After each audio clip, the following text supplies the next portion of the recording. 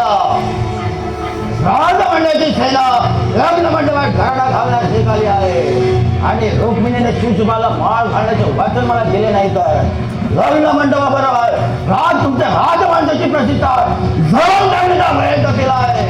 ऐका बाबा, ह्या रणातून ऐका आणि मग मला दोष द्या. माझ्या राजवंशाची प्रतिष्ठा कशी वागायची हे मला समजते.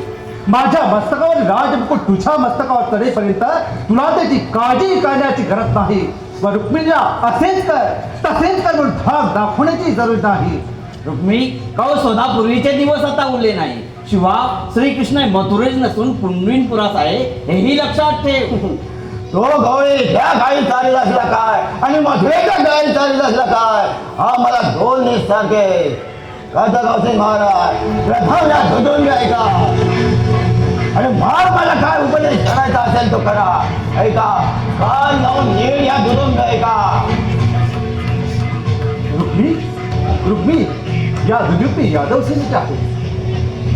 कथकवंशकाची सेना व विदर्भ देशाची सेना चक्रव्यूहातून लग्न मंडपाच्या रक्षणाकरता उभ्या ठाकल्या आहेत. समजला सुटली. त्यामुळे रणवाद्य वाजत आहेत सर्वांना कळविण्यात येतात.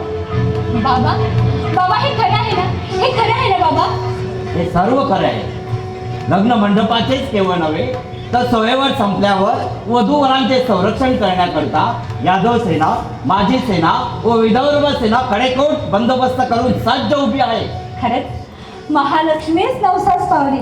दादा, माझ्या मुलीचे नशीब आहे कसे बलवत्तर.